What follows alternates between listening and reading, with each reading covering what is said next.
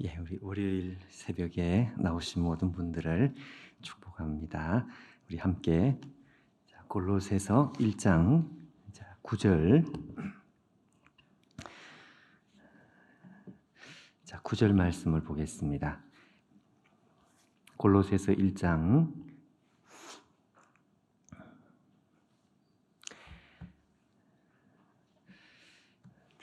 우리가 여러 번 반복해서 읽었기 때문에 제가 아예 번호를 붙여가면서 읽도록 하겠습니다.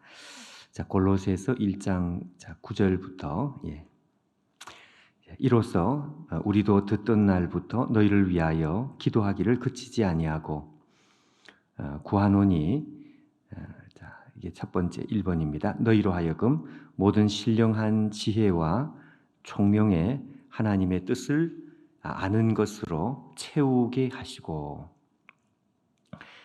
두 번째 2번 두 번째 10절에 주께 합당히 행하여 범사에 기쁘시게 하고 모든 선한 일에 열매를 맺게 하시며, 그 다음에 세 번째 하나님을 아는 것에 자라게 하시고, 그리고 네 번째 11절 그의 영광의 힘을 따라 모든 능력으로 능하게 하시며 기쁨으로 모든 견딤과 오래 참음에 이르게 하시고, 우리가 어저께 읽은 주일 예배 시간 본문이었습니다.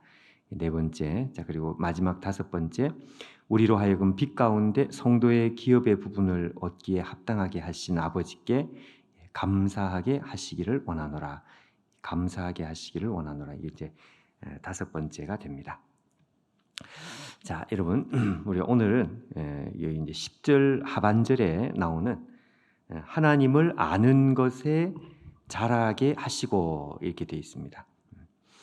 요 세 번째 부분인데 이것을 여러분 오늘 우리가 짧은 시간이지만 유의해서 여러분 여기 하나님을 아는 것 그리고 9절 우리가 끝에 첫 번째 기도 제목이 있죠.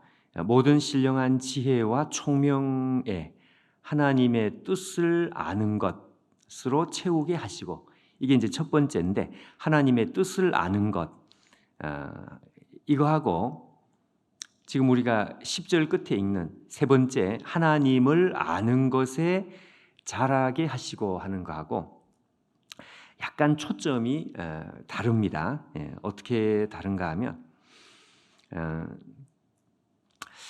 이 첫 번째 하나님의 뜻을 아는 것이라고 할 때는 이것은 하나님을 섬기는 차원, 그러니까 하나님을 섬기는 한 사람으로서 하나님의 의향, 그렇죠. 하나님의 의향을 안다. 하나님의 의도, 하나님의 뜻, 우리 하나님께서 어디에 마음이 있는지, 뭘 좋아하시는지, 이것은 마치 이제 종이 주인을 섬기고 신하가 왕을 섬기는 것 같은 이제 이런 차원으로 우리가 하나님을 잘 섬기는 것이죠. 그래서 하나님을 모시는 그리고 하나님을 섬기는 이런 차원에서 하나님의 의향을 우리가 이제 알아야 합니다. 그런데 이제 우리는 하나님의 의향을 속속들이 알 수 있는 능력이 이제 없기 때문에 그렇기 때문에 모든 신령한 지혜와 총명이라는 표현이 나옵니다. 이 신령한이라는 게 말씀드린 대로 신령한이라는 것은 성령의 지혜, 성령의 총명하심.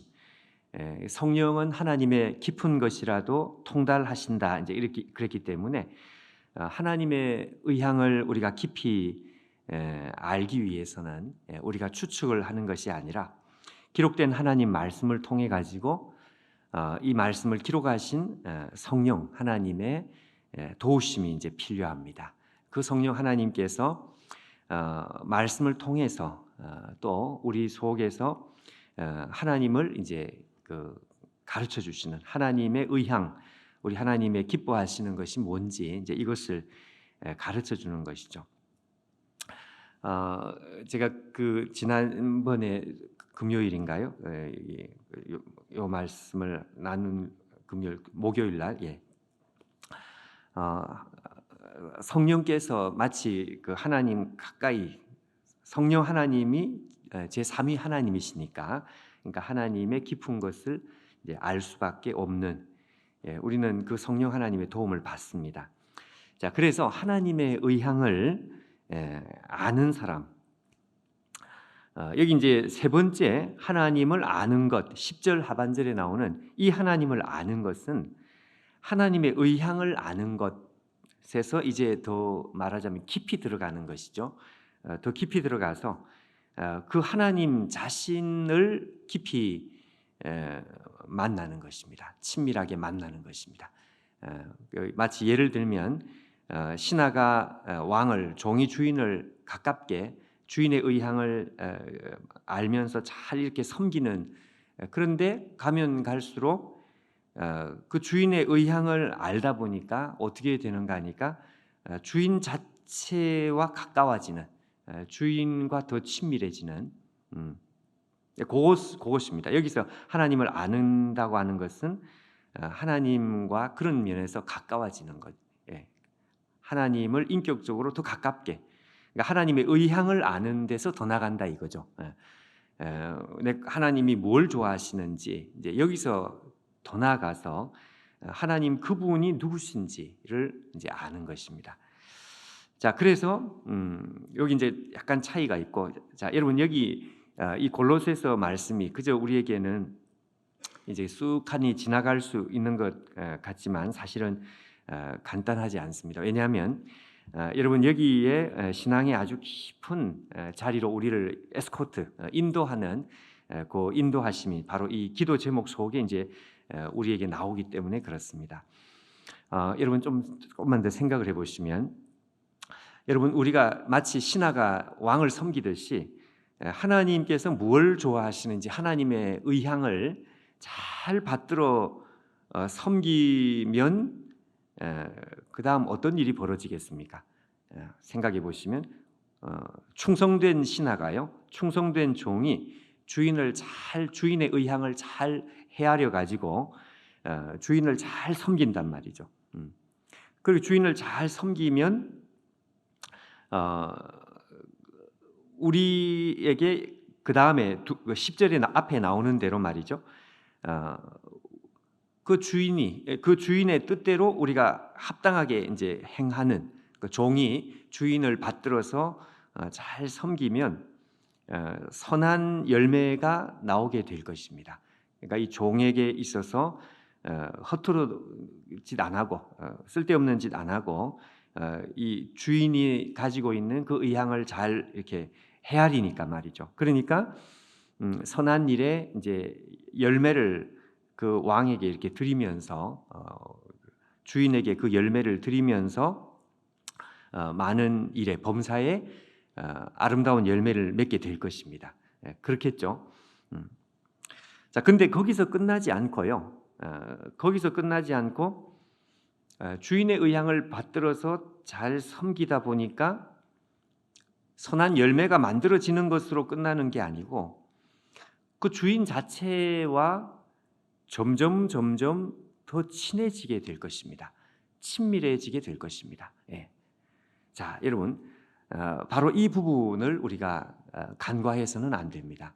그러니까 하나님을 잘 섬기는 사람에게 나타나는 특징이 반드시 두 가지가 나타나야 될 거예요. 상식적으로 그게 맞죠. 주인을 잘 섬기는 종은 두 가지가 나타나야 될 것인데, 자, 첫 번째는 주인이 기뻐하는 이 열매들, 주인이 기뻐하는 선한 삶의 결과들, 우리가 행하는 모든 일 속에 주인이 보시면서 야, 정말 잘한다, 너 정말 착하다 이러면서 선한 열매들이 만들어질 것입니다. 근데 그것만 만들어지고 끝나면 안 되고요. 두 번째는 그 과정 속에서 주인과 더 친해지게 될 것입니다. 주인과 친해질 수밖에 없죠. 주인과의 관계가 이제 좋으니까 주인의 의향을 잘 받드는 종은 시간이 가면 갈수록 주인과 친해지게 될 것이다 이거죠. 당연한 거죠. 어, 예수님께서 이 바리새인의 영성이 가짜라고 이렇게 드러내시는 이유는 바로 이 부분에 있어서 상식적이지 못했기 때문에 그렇습니다. 비상식적이다 이거죠. 왜? 바리새인들은 하나님을 잘 섬긴다고 섬겼는데 그들의 이 열매가 있는 것 같기도 하고 사람들이 볼 때 바리새인들이 가지고 있는 이 도덕적인 기준이 높다고 이렇게 생각을 했기 때문에 뭔가 이렇게 껍데기는 열매가 있는 것 같은데 그 열매는 사실은 아니죠. 그렇지만 겉으로 볼 때는 뭔가 이렇게 만들어지는 것 같더라 이거죠. 근데 문제는 뭔가 하니까 하나님과 가깝지를 않는 것입니다. 하나님과 이렇게 친밀해지는 그게 없다 이거죠. 그게 없어요. 그래서 하나님 예수님 보실 때에는 그들이 만들어 놓는 이 그 열매가 이게 진짜가 아니라는 것을 거기서 이제 알게 된다. 그러니까 하나님을 아는 지식이 없어서 망한다. 호세아서에 나와 있는 것처럼 그 하나님을 아는 지식이라는 건 하나님을 가까워지는 것인데 구약 이스라엘도 마찬가지였습니다. 제사는 풍성한데 근데 하나님을 아는 것은 없습니다. 근데 이거 같이 반드시 나와야 되는 거죠. 하나님을 섬기는 열매가 나오고 그리고 그 섬기는 열매가 자동적으로 어디로 나갈 수밖에 없는가 하면 하나님을 아는 것으로 나갈 수밖에 없습니다. 하나님과 친해지는 것으로 나갈 수밖에 없습니다. 우리도 이제 그렇게 돼야 되죠. 우리도. 자, 여러분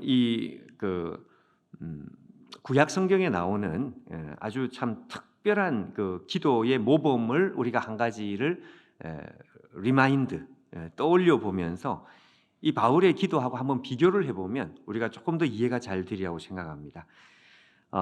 구약 성경에 나오는 특별한 기도의 그 모범 중에 이 모세가 하나님 앞에 중보기도했던 그 중보기도를 한번 생각해 보십시오. 출애굽기 33장에 금송아지 사건이 일어납니다. 그렇죠. 이 시내산 언약을 맺는데 그 중간에 언약을 이스라엘 백성들이 깨뜨리고 금송아지 우상 숭배를 했더니 하나님의 진노가 나타나서 모세가 이 중간에서 중보자 이제 역할을 이제 해야 되는 그 상황입니다. 자, 여기 보면 이 출애굽기 33장인데요. 이제 여기에 보면 모세가 하나님 앞에 기도하는 그 기도가 나옵니다. 그 기도를 가만히 살펴보시면 참 모세가 조심스럽습니다. 이 기도의 말도 조심스럽고 하나님 앞에 접근하는 것도 너무 조심스럽고 그 조심스러울 수밖에 없는 것은 이스라엘이 지금 완전히 그냥 속된 말로 깽판을 쳤기 때문에 모든 걸 다 깨뜨렸기 때문에 그러니까 하나님 앞에 아주 하는 말 그 표현들도 참 조심스럽게 하나님 앞에 기도하고 있습니다. 그런데 이제 이런 것들을 다 뭉뚱그려 가지고 출애굽기 33장에 나오는 모세의 기도를 크게 보면 두 가지였습니다. 두 가지. 하나는 중보기도의 그 핵심은 하나는 결국은 뭔가 하니까 하나님께서 우리 혼자 가라고 하지 마시고 하나님께서 너희들끼리 가라 그랬거든요. 그 가나안 내가 줄 테니까 너희들끼리 가라 이렇게. 자, 그러니까 모세가 하나님 앞에 하는 기도가 크게 두 가지다 이거죠. 하나는 우리끼리 혼자 가게 하지 마시고 하나님께서 같이 가셔야만 되겠다. 이게 이제 모세의 기도. 처음부터 그런 표현을 하지를 못합니다. 하나님 우리가 혼자 가야 되나요? 뭐 이렇게 이제 얘기를 시작합니다. 근데 하나님 우리를 사랑하신다고 했는데 뭐 이렇게 하면서 근데 하나님은 도대체 어디 가십니까? 뭐 이렇게 이제 얘기를 자꾸 이렇게 접근을 하는데 결국 이거 다 뭉뚱거리면 뭐가 되는가 하니까 우리 혼자 보내지 마시라. 하나님께서 같이 가 주십시오. 우리는 하나님과 헤어질 수가 없습니다. 이게 이제 모세의 기도의 첫 번째입니다. 근데 여러분 보십시오. 여기까지만 하면 이 모세가 기도의 목적을 달성하는 것 같습니다.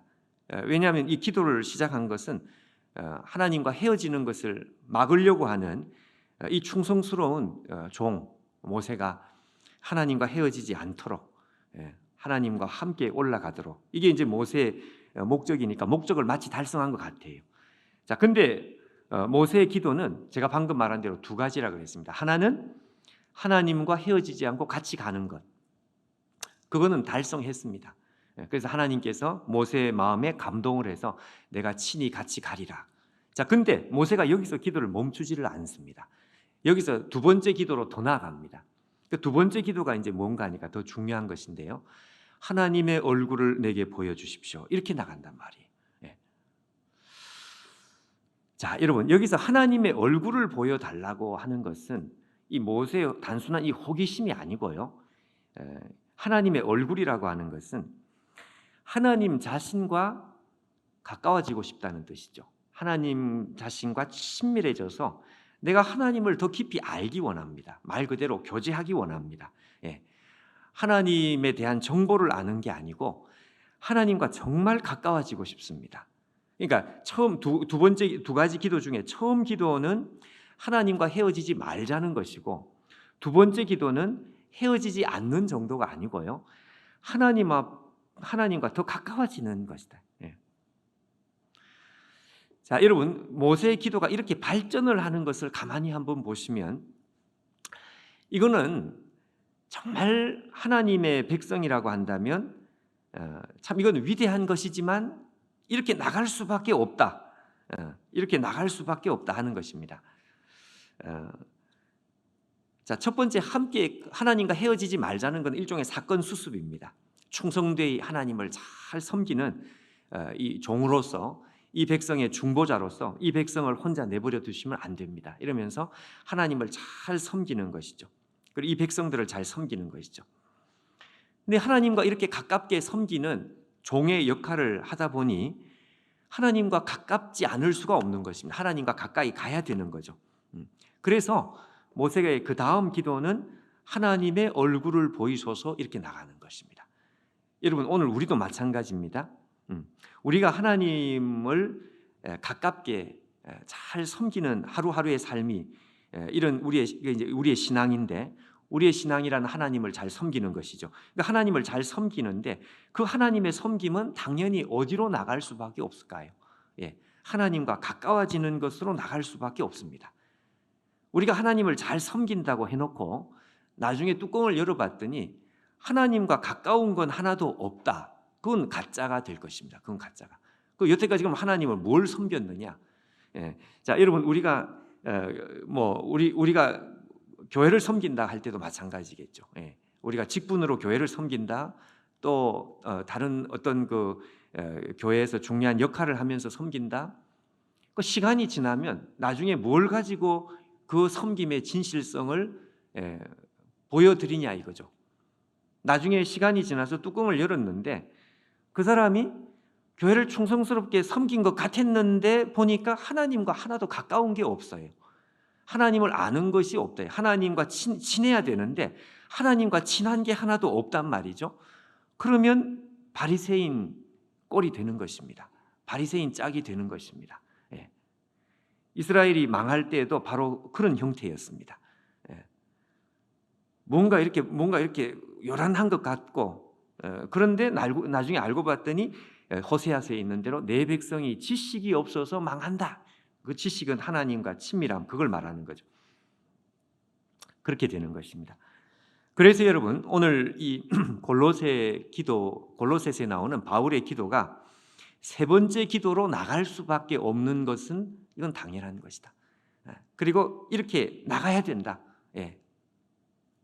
내일 아침에 우리가 여러분 다시 살펴보겠지만 우리가 어저께 여러분 했던 그 주일 예배 메시지를 한번 떠올려 보십시오. 이제 뭔가 이렇게 퍼즐이 좀 맞춰지는 게 있어요. 어제 여러분 내일 아침에 우리가 다시 하겠지만 미리 이제 맛보기 여러분 하나님께서 우리에게 힘을 달라 그랬지 않습니까? 힘. 여러분 우리가 하나님께로부터 힘을 받아야 되는데 하나님께 힘을 받는다는 것이 이게 뭔가 하니까 하나님과 가까워지는 사람들 속에 나타나는 자연스러운 부스러기입니다. 부스러기. 결과물입니다. 그러니까 하나님을 아는 것에 자라게 하시고 그 다음에 네 번째 기도로 나가잖아요.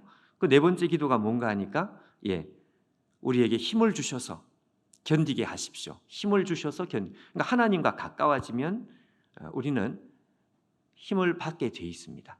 뭐 이거 특별한 게 아니라 당연히 자, 그것을 우리가 다시 한번 살펴보겠지만, 여하튼 오늘 우리가 어디에 주목을 하는가 하니까요, 이 순서에 주목을 하는 것입니다. 순서. 예. 이 순서는 너무너무 정확합니다. 우리가 하나님을 모르니까 하나님의 의향을, 성령의 도우심을 받아가지고 하나님의 뜻을 잘 알고 그렇게 하나님을 잘 섬기는 것. 그러다 보니까 우리에게 열매가 나타난단 말이죠. 하나님을 기쁘시게 하는 선한 열매가 나타나게 돼 있어요. 근데 그 열매가 나타나는 것은 선한 일의 열매가 나타나는 것으로 끝나지 않고, 거기서 이제 반드시 어디로 나가는가 하니까 하나님과 친해지는 것으로 나타난다. 이게 능력입니다. 이게 하나님과 친밀해지는 이게 능력이 됩니다. 자, 그래서 여러분 오늘 우리가 함께 이 새벽에도 함께 기도할 때 우리의 모든 힘의 근원과 모든 것은 어디에 있는가 하니까 이 기도 속에 우리가 하나님의 얼굴을 조금 더 가깝게 대면하고 하나님 앞에 가깝게 나가는, 그래서 하나님과 조금 더 친해지는 것, 그렇게 나가게 돼 있고 그렇게 나가야 되고요. 점점 본질로 나가는 거죠. 점점 더 본질로. 마치 모세가 하나님께 본질로 나갔던 것처럼 모세의 기도의 마지막 하이라이트가 얼굴을 보여달라고 그렇게 하나님 앞에 기도했는데 하나님께서 당황하십니다. 그 출애굽기에 보시면 하나님께서 마치 당황하는 것 같은 그런 느낌이 연출됩니다. 그렇지만 너무너무 좋아하시죠. 너무 좋아하시죠. 그래서 야, 너가 내 얼굴을 볼 수는 없다. 왜? 너는 내 얼굴을 보면 아마 죽을 것이다. 그래서 내가 바위 틈에 너를 덮어가지고 내가 너와 함께 할 것이다. 그 하나님께서 기뻐하십니다. 그러니까 이 모세가 너무 참 하나님의 마음을 너무 잘 알고 있는 거죠. 하나님께서 기뻐하시는 것은 우리가 하나님을 잘 섬기는 데서 더 나아가서 하나님과 더 친밀해지는 것을 하나님은 너무 좋아하셨는데 그걸 모세가 어떻게 정확하게, 근데 모세만 그런 게 아니고 오늘 바울의 기도 속에도 우리에게 바로 그것을 말씀하고 있다는 것을 여러분 우리가 깨달아야 되겠어요. 우리 화요일 새벽입니다. 자, 우리 함께 골로새서 1장, 자, 우리 오늘 10절과 11절 말씀을 우리 연결해서 살펴보도록 하겠습니다. 우리 골로새서 1장, 자, 9절 이하 말씀을 제가 다시 읽겠습니다. 자, 이로써 우리도 듣던 날부터 너희를 위하여 기도하기를 그치지 아니하고 구하노니 너희로 하여금 모든 신령한 지혜와 총명에 하나님의 뜻을 아는 것으로 채우게 하시고, 자, 두 번째 10절에 주께 합당하게 행하여 범사에 기쁘시게 하고 모든 선한 열매를 맺게 하시며, 세 번째 하나님을 아는 것에 자라게 하시고, 네 번째 11절 그의 영광의 힘을 따라 모든 능력으로 능하게 하시며 기쁨으로 모든 견딤과 오래 참음에 이르게 하시고, 12절에 우리로 하여금 빛 가운데서 성도의 기업의 부분을 얻기에 합당하게 하신 아버지께 감사하게 하시기를 원하노라. 아멘. 자, 여러분 우리가 어저께 이 첫 번째 기도 제목이 두 번째 기도 제목으로, 그리고 두 번째 기도 제목이 세 번째 기도 제목으로 이렇게 이제 이게 연결되는 것, 그것을 우리가 생각을 했는데 조금 더 우리가 이어서 생각을 하겠습니다. 첫 번째 기도 제목이 두 번째가 세 번째로, 그리고 오늘 우리가 보는 것처럼 세 번째 기도 제목이 그러니까 하나님을 아는 것에 잘하는 것. 자, 이것이 우리가 주일날도 여러 번 살펴본 이 네 번째 기도 제목과 직접적으로 연관이 된다는 것을 우리가 기억해야 되겠습니다. 이것이 이제 오늘 우리에게 중요한 것이고, 자, 이 부분은 주일 예배 시간에 사실 언급을 하지 못했습니다. 왜냐하면 이게 막 섞일까봐 좀 초점이 흐려질까봐. 그러나 사실은 이 부분이 참 중요하죠. 어쩌면 더 중요하죠. 예. 자, 여러분 우리가 어저께 생각했던 것 바로 이 첫 번째 기도 제목이 두 번째 그리고 세 번째 기도 제목과 바로 정말 직통으로 연결이 되어 있다는 것에 대해서 우리가 정리를 해놓는 것, 이것보다 참 더 중요한 게 있을까 생각을 우리가 다시 합니다. 우리 첫 번째 기도 제목은 신령한 지혜와 총명이라는 표현이 나왔는데, 제가 다시 말씀하지만 신령한이라는 것은 성령의 지혜, 성령의 총명, 그러니까 성령께서 주시는 지혜와 총명입니다. 우리가 연구를 하는 것이 아니고요, 우리 안에서 무언가 우리의 지성을 발동하는 것이 아니고, 성령께서 내 안에 계셔서 성령께서 우리가 좀 어려운 말로 조명이라는 말을 합니다. 조명, 비춘다 이거죠. 성령이 비추어 주시는 지혜와 총명이 우리 안에 있어가지고 우리 안에 뭐가 되는가 하니까 하나님의 의향, 우리 하나님의 뜻을 아는 것, 이렇게 했습니다. 하나님께서 뭘 좋아하시는지 싫어하시는지 하나님의 의향을 아는 것으로 우리가 채워지는 것. 자, 이게 이제 첫 번째 기도 제목이었습니다. 하나님의 의향을 알아야, 하나님께서 뭘 원하시는지 그걸 알아야 하나님을 섬기는 것이죠. 그것이 우리의 섬김의 이제 첫 번째. 그것은 우리 안에 달려 있는 것이 아니고, 성령께서 우리 안에서 말 그대로 조명을 하시는 것이다. 이 첫 번째였습니다.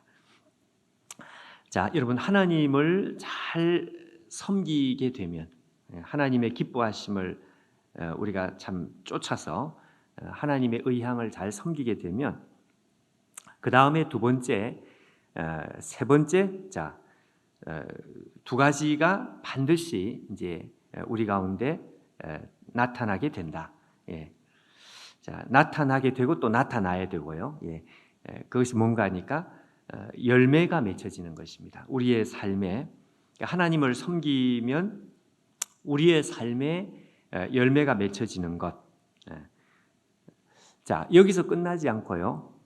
그 다음에 어떻게 되는가 하니까 하나님을 잘 섬기면 하나님을 아는 것에 자라게 한다. 이게 세 번째인데, 하나님을 잘 섬기면 하나님과 친밀해진다 그랬습니다. 여기서 하나님을 아는 것이라고 하는 것은, 세 번째 하나님을 아는 것은 이건 하나님의 의향을 아는 것이 아니라 하나님 자신을 교제한다는 것이었다. 그랬죠, 그죠?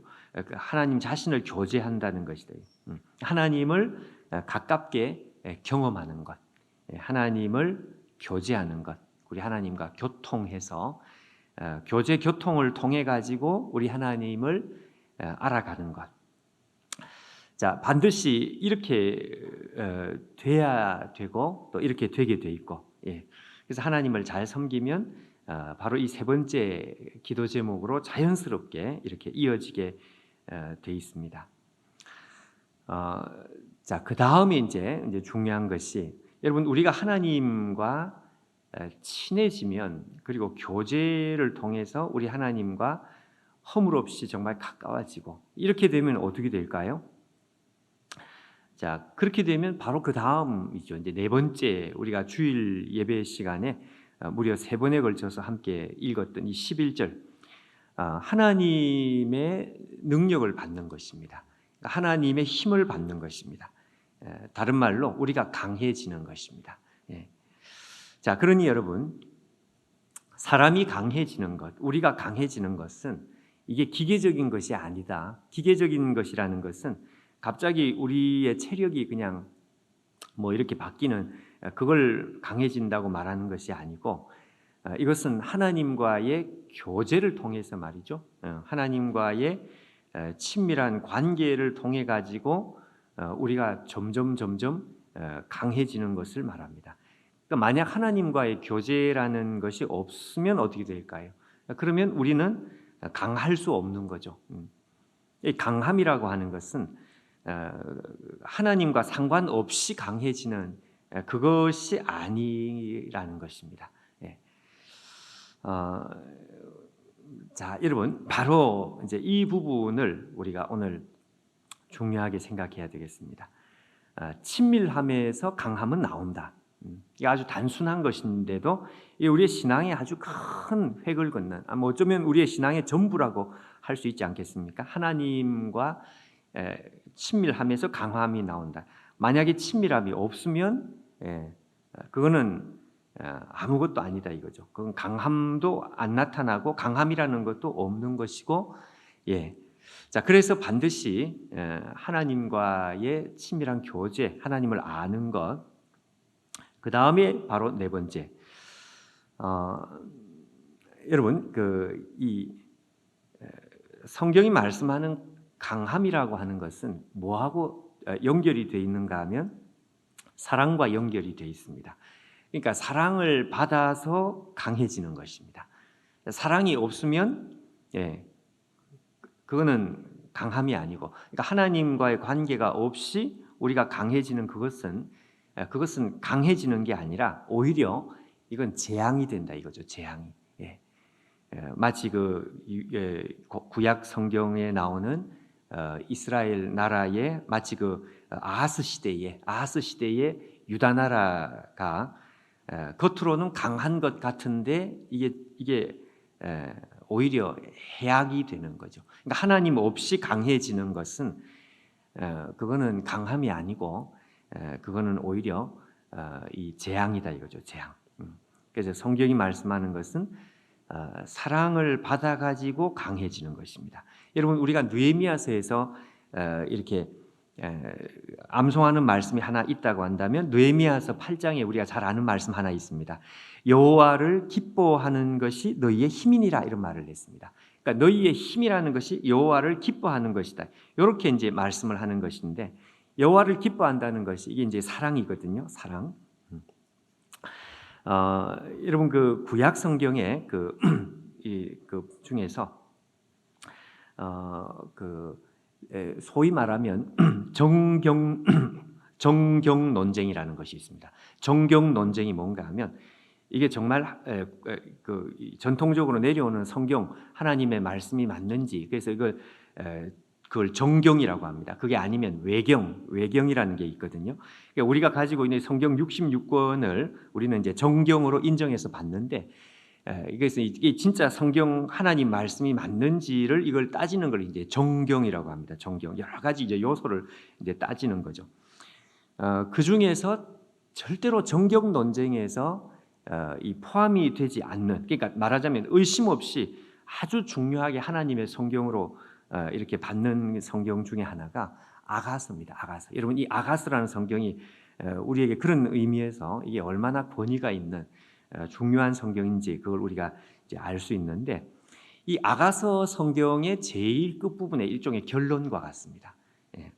그러니까 노래 중에 노래 이렇게 말을 하고 정말 성경 중에 성경이라고 말을 하는 이 아가서, 처음에 보면 이게 무슨 남녀의 사랑의 이야기가 나오는데 그러나 그것이 아니고 하나님과 우리 사이의 관계를 너무너무 아주 참 정확하게 이제 표현하고 있는 아가서. 언젠가 제가 아가서를 새벽기도 시간에 함께 처음부터 끝까지 읽은 적이 있습니다. 이 아가서의 여러분 제일 마지막 정말 최종 결론과도 같은, 거기에 보면 아가서의 결론에 보면 무슨 말씀이 있는가 하면 아가서 8장 5절에 이렇게 되어 있습니다.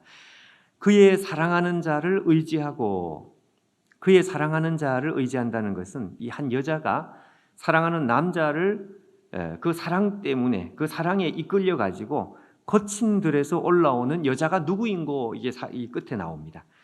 거친 들을 막 이렇게 헤쳐 가지고 정말 죽기 살기로 각오를 하고 그 사랑하는 남자를 의지해서 초인적인 힘을 발휘해서 이 올라오는 여자가 있단 말씀이죠. 그러면서 그 다음 구절에 아가서 8장 6절에 뭐라고 되어 있는가 하면 사랑은 죽음같이 강하고, 이렇게 되어 있습니다. 여러분, 이게 어쩌면 아가서의 결론이라고 말할 수 있습니다. 원로 목사님 예전에 그 결혼 주례하실 때 항상 요 구절을 낭독을 하셨는데, 사랑은 죽음같이 강하고, 이 표현은 좀 이렇게 여러분 들어보셨죠? 그러니까 이 사랑이라는 것이 얼마나 이것이 사람에게 이 괴력을 만들어내는지, 그러니까 우리가 가지는 모든 힘이라는 것은 어디서 나오는 힘이냐? 사랑에서 나오는 힘이다 이것입니다. 그러니까 하나님과의 사랑의 관계 속에서 나오는 힘이고, 바로 그 힘 때문에 하나님 백성들은 어떻게 되느냐? 괴력의 전사가 되어버립니다. 이게 신앙입니다. 이게 신앙의 핵심 중의 핵심이 됩니다. 우리가 하나님을 믿는다고 할 때 결국 우리가 어떻게 되는 것이냐? 세상이 감당할 수 없는 강한 힘을 소유한, 말 그대로 괴력을 소유한 믿음의 전사가 되어버리는데, 그 믿음의 전사는 결국 사랑 때문에, 사랑 때문에. 여러분, 이 사랑이 사람을 움직이게 만들고, 그래서 향유 옥합을 깨뜨리는 여인, 도대체 저 여인을 움직이는 것이 뭐냐? 이게 사랑이다 이거죠, 사랑. 이 사랑을 이해하지 못하는 말 그대로 가짜가 있습니다. 그 가짜가 누군가 하니까 가룟 유다였습니다. 저 옥합을 깨뜨린 저걸 300데나리온에 팔아가지고 가난한 사람을 나눠주면 좋겠도다. 참 말은 좋습니다. 그리고 말은 맞는 것 같아요. 이 옳은 말을 하는 것 같은데, 그 사람 속에, 이 가룟 유다 속에 가장 중요한 정말 핵심 중에 핵심이 뭔가 빠져 있는 거죠. 핵심 중에 핵심은 빠져 있고 나머지 껍데기만 완벽해 보이는 그 핵심이 뭔가 하니까 사랑이었습니다. 가룟 유다는 죽었다 깨어나도 저 여자가 이해가 안 되는 거죠. 그래서 예수님께서 가룟 유다에게 하시는 말씀이 그 말씀입니다. 너는 저 여자를 이해를 못할 것이다 아마. 이 비밀 중에 비밀이고요. 예수님의 달란트 비유에서 한 달란트 받은 사람, 머리가 잘 돌아가는 사람, 그 사람이 가룟 유다하고 비슷합니다.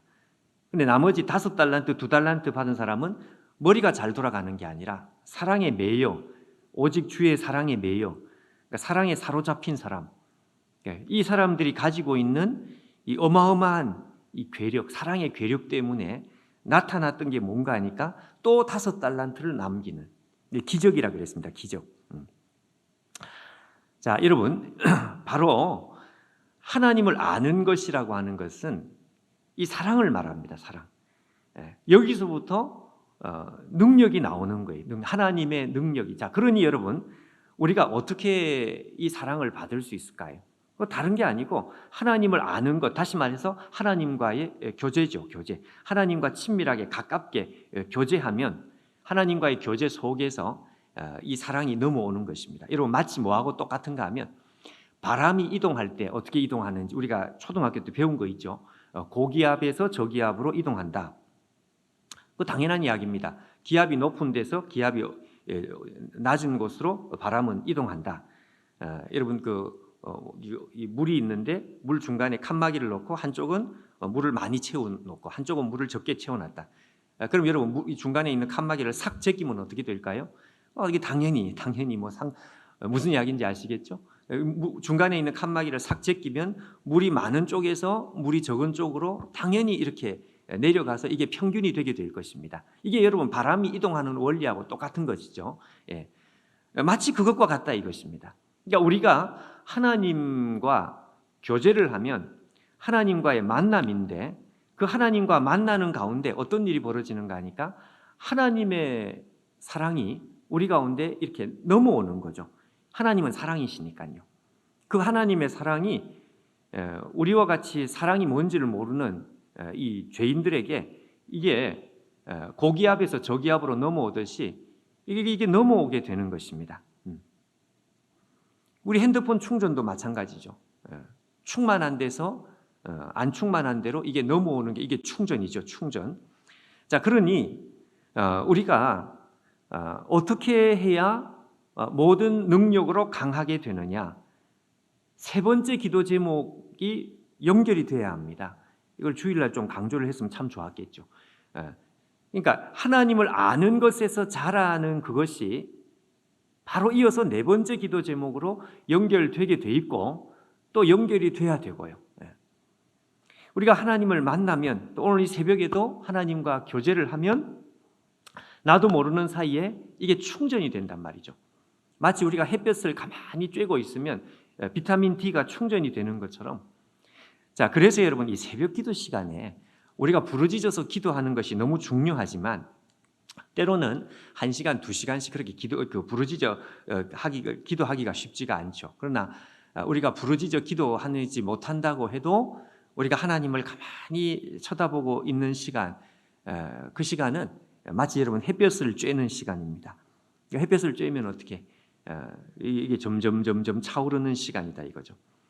그러니까 기도 시간은 단 1분도 여러분 우리 가운데 헛된 시간이 없습니다. 뭐 기도 시간에 우리가 딴 생각을 하고 그렇게 할 수도 있겠지만 그게 아니면 우리는 기도 시간을 통해 가지고 우리가 채워진다.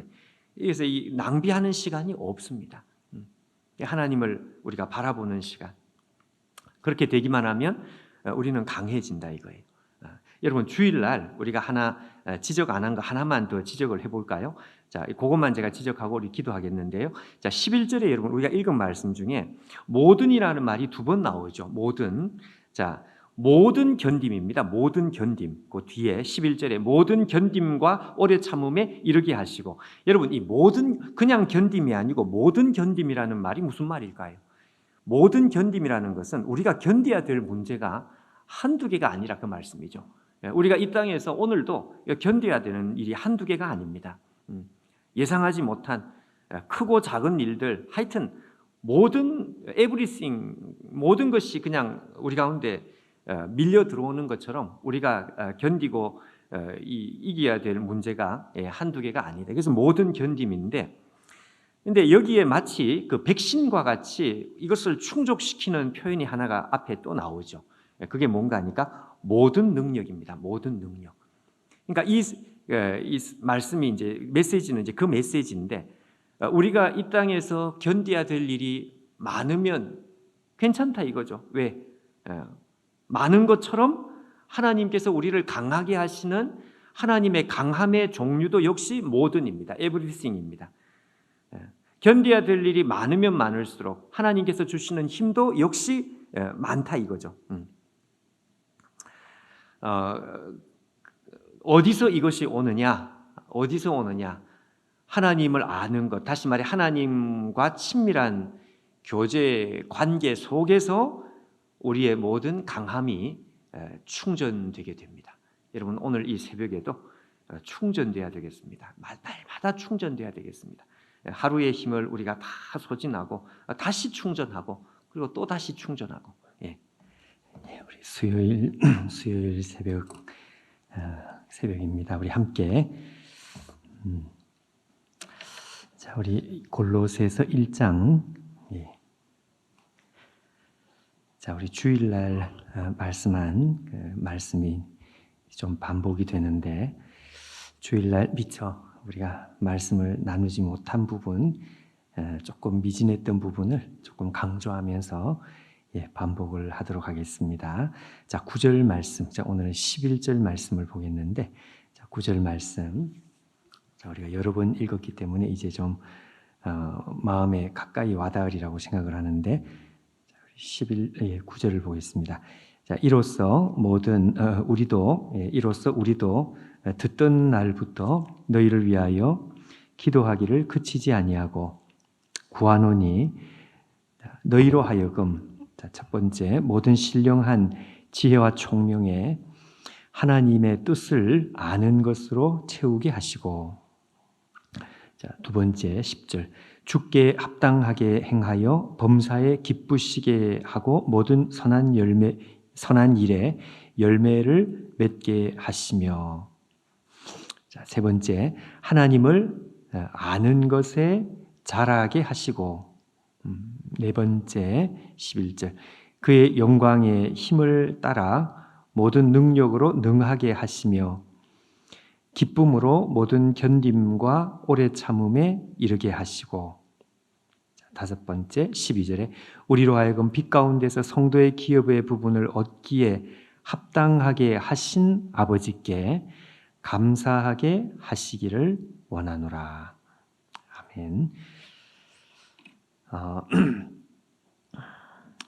자, 여러분 11절 우리가 주일날 읽은 말씀. 자, 그의 영광의 권세를 따라 그 말이죠. 영광 하나님께서 가지고 계신 영광스러운 권세 때문에 이제 그 말입니다. 영광스러운 권세가 있기 때문에 그 말입니다. 예. 자, 그 권세 때문에 모든 능력으로 충분한 능력 그 말입니다. 모든 능력으로 우리를 강하게 하시어서 자, 그 강해진 힘으로 기쁨으로 모든 견딤 오래 참음에 이르게 하시고 이렇게 되어 있습니다. 예. 자, 여러분 그러니까 이제 출발, 그러니까 어떻게 해서 이 기도가 이렇게 되는 거니까 하나님께서 가지고 계신 권세 때문이다 그 말이죠. 그 권세.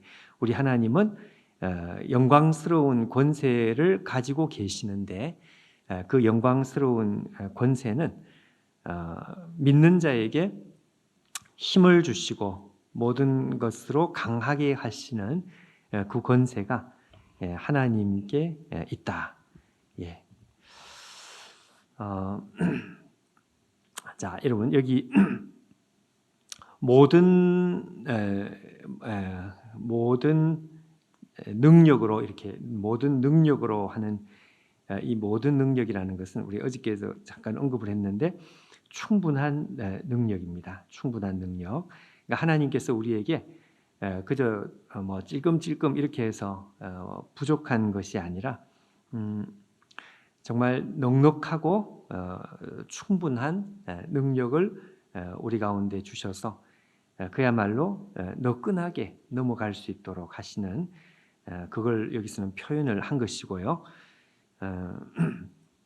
자, 주일날에 이걸 제가 언급을 이제 분명히 했는데 여기 보십시오. 모든 능력으로 강하게 하시며 이렇게 했지만 직역을 하면 모든 능력으로 강하게 되어서 이렇게 되어 있습니다.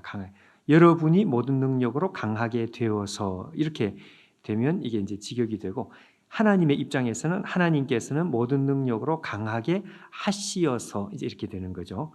예, 하나님께서 주어가 되면 그렇게 되고 우리가 주어가 되면 강하게 되어서 해서 이게 수동태가 된다 그랬습니다. 자, 그래서 내가 스스로 강해지는 것이 아니고 강하게 만드시는 하나님에 의해서 우리가 강하게 되는 것이다. 이 수동태라는 것이 이제 중요하다 그랬습니다.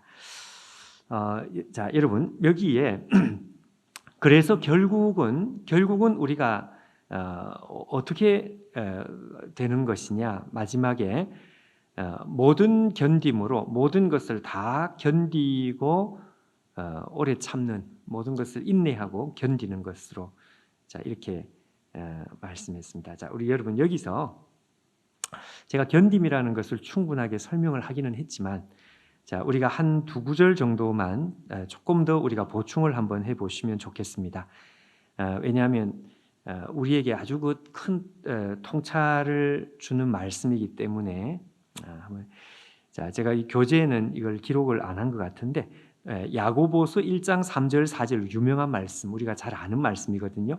야고보서 1장 3절 4절을 한번 제가 읽어보면 이렇게 되어 있습니다.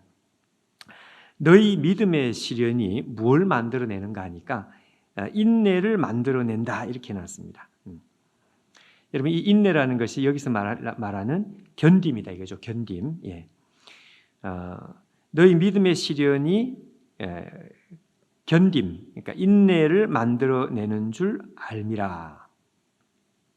우리가 믿음의 시련을 받아가지고 결국은 우리가 마지막에 하나님 앞에 만들어지는 그 열매는 이제 인내가 이렇게 이루어진.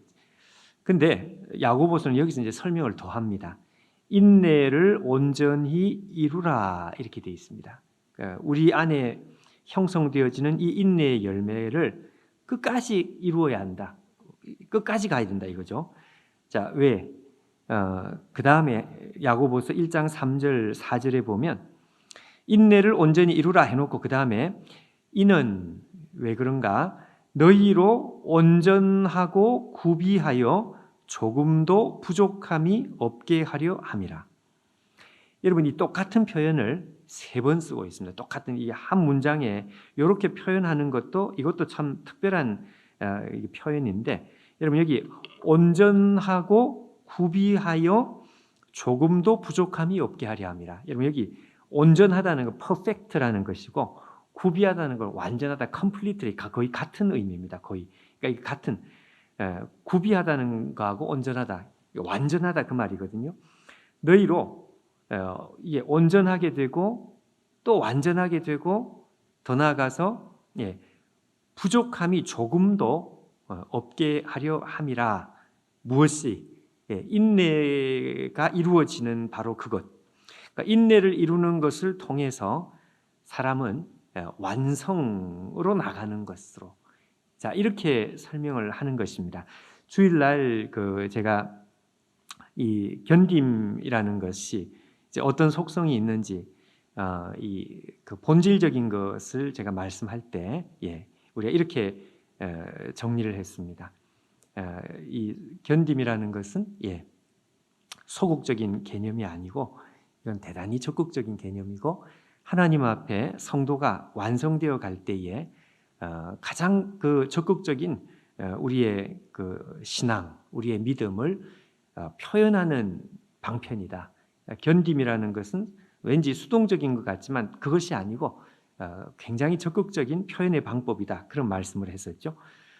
그러니까 우리가 믿음의 훈련을 받고 할 때에 마지막에 어떻게 이게 우리의 믿음의 훈련이, 우리의 신앙이 어떻게 이게 완성으로 나가는가? 자, 야고보서가 설명해 주는 바로 이 설명입니다.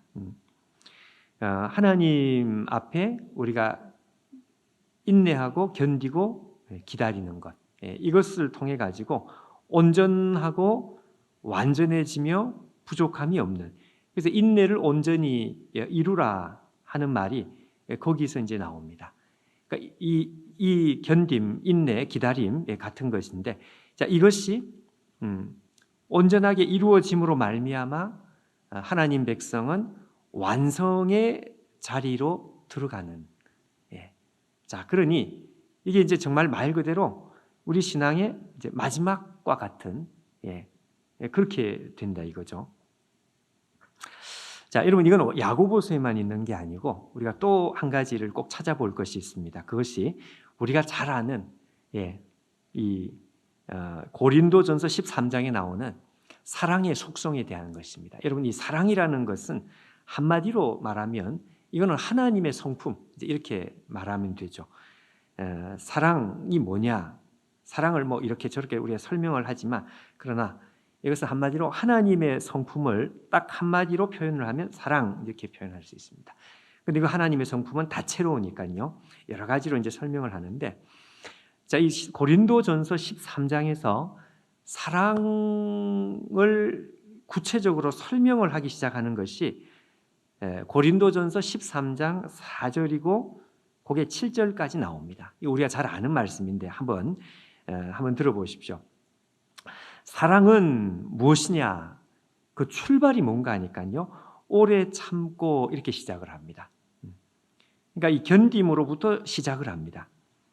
자, 그 다음에 우리가 잘 아는 사랑은 오래 참고 해놓고 그 다음에 사랑은 온유하며 시기하지 아니하며 자랑하지 아니하며 교만하지 아니하며 무례히 행치 아니하며 자기의 유익을 굳이 아니하며 성내지 아니하며 악한 것을 생각하지 아니하며 불의를 기뻐하지 아니하고 진리와 함께 기뻐하고. 자, 이게 그 다음에 마지막인데요, 제가 마지막 부분을 좀 강조해서 다시 한번 읽어보면 마지막 부분에 모든 것을 참으며 이렇게 되어 있습니다. 모든 것을 참으며, 모든 것을 믿으며, 모든 것을 바라며, 자, 그 다음 제일 끝에 모든 것을 견디느니라.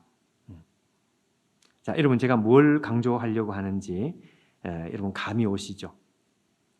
사랑이라는 것이 무엇이냐? 하나님의 성품인 이 사랑은 어디서부터 출발을 하는지, 그리고 어디서 완성이 되는지, 그러니까 이게 이제 우리의 신앙입니다. 결국은 어디서부터 출발을 하는가 하니까 견딤에서부터 출발을 합니다. 그러니까 하나님을 기다리는 것에서부터 출발을 합니다.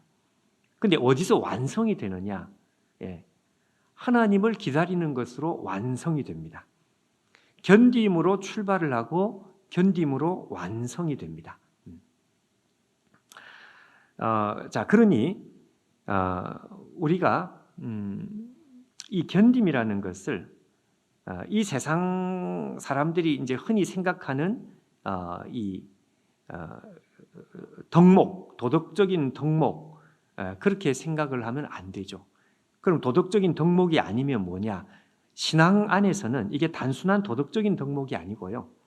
신앙 안에서는 이 관계, 누구와의 관계, 하나님과의 관계, 하나님과의 관계에 있어서 알파와 오메가가 됩니다. 출발과 마침이 됩니다. 그러니까 이게 단순히 도덕적인 덕목이 아니고 하나님과의 관계를 자리매김하는, 하나님과의 관계를 이루어가는 데 있어서 이 견딤이라고 하는 것이 결국은 가지는 그 위치가 그런 것이다. 도덕적인 그런 덕목 정도로 그것을 우리가 생각하면 안 된다 이거죠. 그러니까 여러분 성경의 개념하고 우리가 보통 사회에서, 그러니까 믿지 않는 사람들이 가지는 이 도덕 개념하고 이 가지고 있는 개념하고 이게 비슷한 것 같은데 이 조금의 차이가 완전히 다른 개념이라는 것을 가지는 것이 굉장히 많습니다. 이 사랑이라는 것도 그런 것이지만 여러분 여기 있는 이 견딤이라는 것, 오래 참음이라는 것도 그런 것입니다. 다시 강조하지만 이건 관계적인, 하나님과의 관계적인 차원이다 이거죠. 그러니까 신앙이 좋다고 하는 것은 하나님과의 관계가 결국 완성으로 가는 것인데, 하나님과의 관계가 완성으로 가는 것은 여기 있는 대로 견딤, 여기 견딤과 오래 참음 같은 것이니까 견딤으로 그렇게 완성으로 가는 것입니다. 자, 그러면 우리가 여러분 결국 이걸 우리가 어떻게 정리를 할 수 있는가 하니까 사람이 하나님 앞에 신앙이 이제 완성되는 것, 우리가 하나님을 믿는 이 믿음이 완성되는 것은 하나님께로부터 힘을 받습니다. 하나님께로부터 오는 힘으로 우리가 강하게 됩니다. 내 힘으로 강하게 되는 것이 아니고 하나님의 힘으로 강하게 되는데, 자, 그 하나님의 힘으로 우리가 강하게 되어 가지고요. 그 하나님의 힘이 어디까지 가느냐? 마지막까지 가는 것입니다. 마지막까지. 예. 여러분 우리가 자전거를 탈 때 혼자서 갈 수 있도록 뒤에서 붙잡아 주거든요. 그러다가 혼자서 갈 수 있으면 뒤에서 어떻게 하는가 하니까 슬 놓습니다. 그렇죠? 슬 놓습니다. 그러면 이렇게 놓아주면 이제 자기 혼자 힘으로 이렇게 간단 말이죠. 우리가 자녀를 양육한다든지 뭐 이 세상에서 어떤 그것도 마찬가지죠. 자, 근데 하나님께서 우리를 쓱하니 놓는 것 같은데 실제로는 이게 그냥 하나님과의 관계가 이게 단절된다는 것이 아니라 이게 어떻게 되냐? 끝까지, 그러니까 하나님의 힘으로 출발된 그 신앙이 끝까지 하나님의 힘으로 완성이 돼 버립니다. 이 견딤과 오래 참음이라는 것이 이게 완성이라는 것으로 우리가 정리를 하자면, 그러면 시작을 하나님의 힘으로 시작을 해서 그리고 그 힘으로 살다가 마지막까지 그 하나님의 힘으로 완성이 된단 말이죠. 예.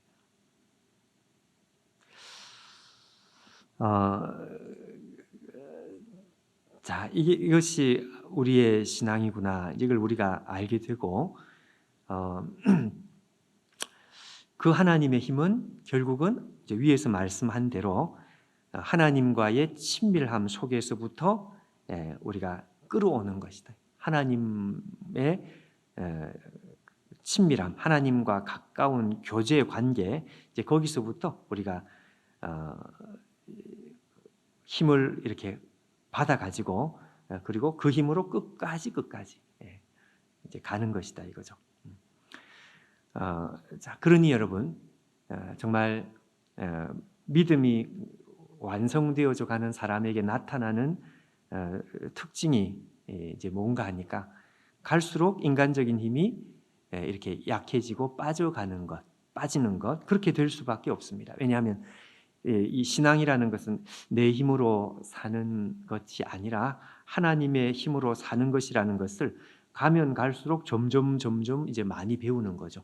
그럴수록 이제 자기의 힘은 점점 빠지고, 그리고 하나님의 힘은 내 안에서 점점 확인되어지고, 내 안에 하나님의 힘으로 오늘도 사는 것이구나.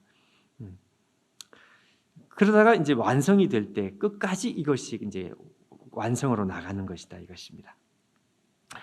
우리가 여러분 다시 이제 마지막 부분에 우리가 이제 확인할 것이 있는데 12절 끝에 감사라는 표현이 있거든요. 자, 그래서 이 우리의 신앙이 완성으로 가서 견딤으로 이렇게 끝나고, 그래서 마지막에 우리가 인간적인 힘이 다 빠진 그 모습을 성경이 어떻게 보여주는 것인가 하면 12절 끝에 보시면 아버지께 감사하게 하시기를 원하노라 이렇게 되어 있습니다. 그러니까 인간적인 모습이 힘이 다 빠져서 우리가 하나님을 기다리고 견디고 하는 가운데 끝까지 가서 나중에 마지막에는 우리의 모습이 정말 어떻게 되는가, 감사로 나옵니다. 감사로. 자, 하나님을 섬기는 사람이 열매를 만들고, 그리고 하나님과 친밀해지고 강하게 되지고 오래 참고 견디죠. 그리고 궁극적으로 마지막에 나타나는 모습은 감사하는 사람으로 이렇게 나타납니다. 요거는 이제 우리가 12절에서 이게 12절로 끝나니까 13절 이렇게 연결되니까 요거는 이제 조금 우리가 따로 이렇게 생각을 좀 하고요. 이렇게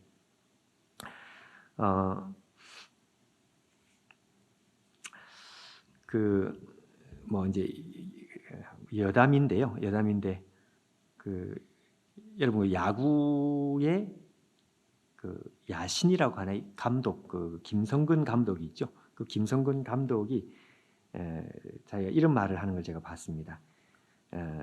자기는 이제 야구 감독으로서, 리더로서, 지도자로서 가져야 될 가장 큰 덕목이 뭘까?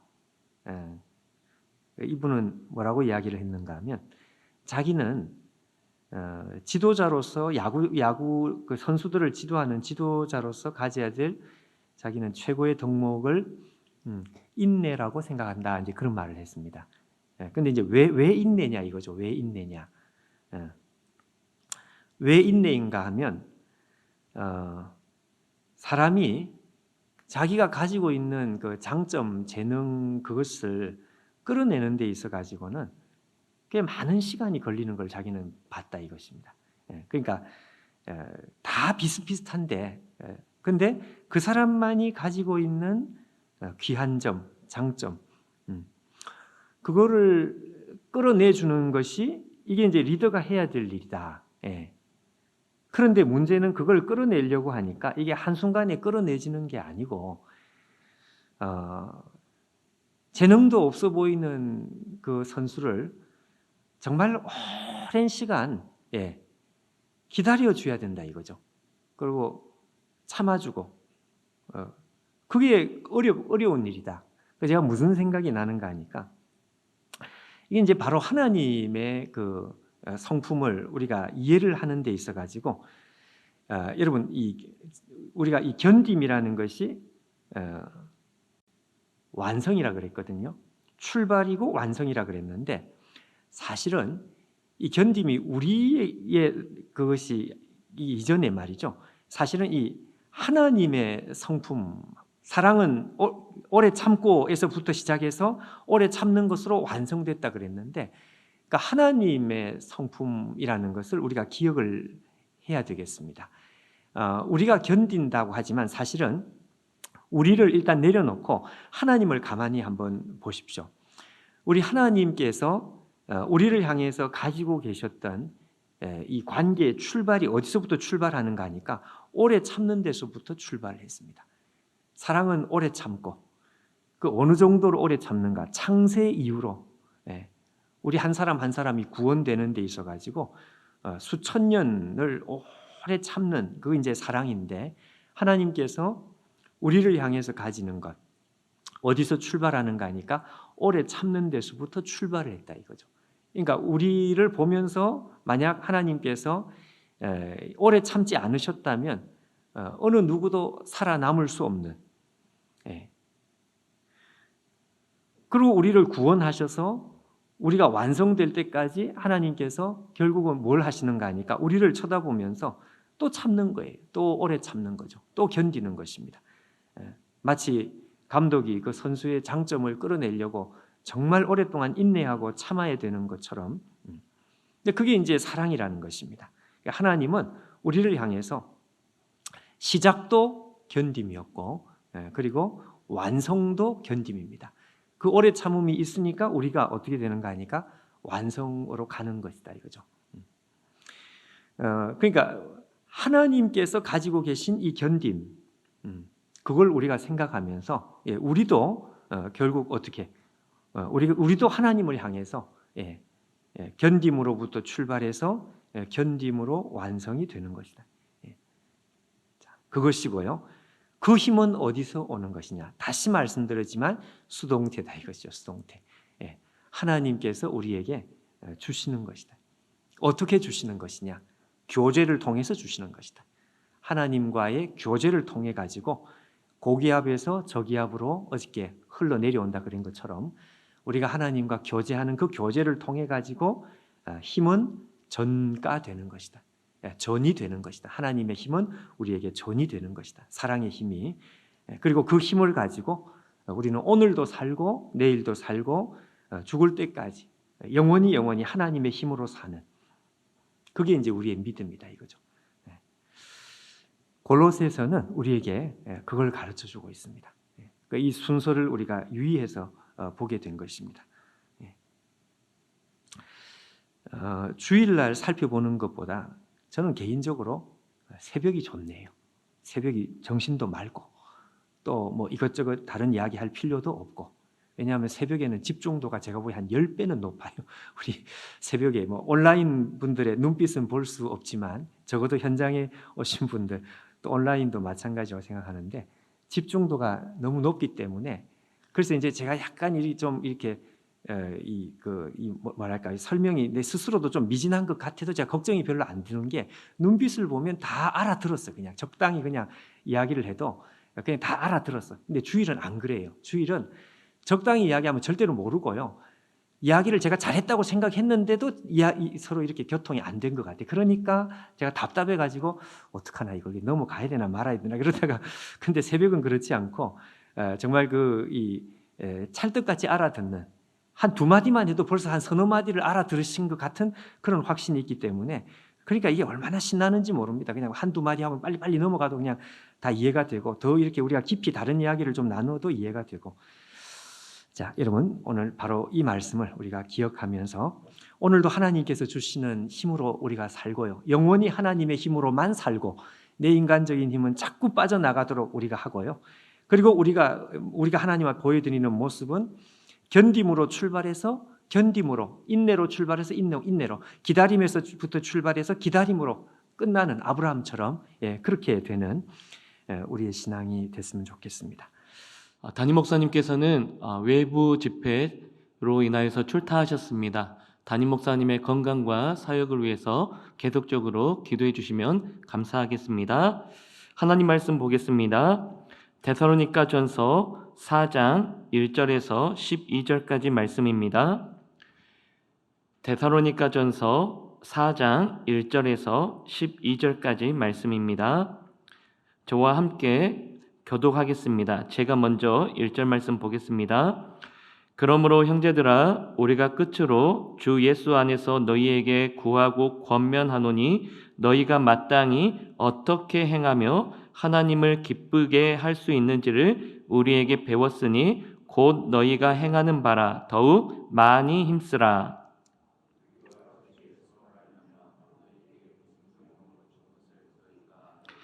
하나님의 뜻은 이것이니 너희의 거룩함이라 곧 음란을 버리고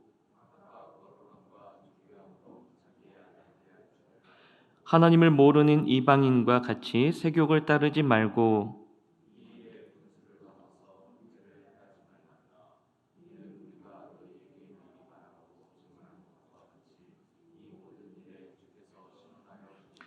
하나님이 우리를 부르심은 부정하게 하심이 아니요 거룩하게 하심이니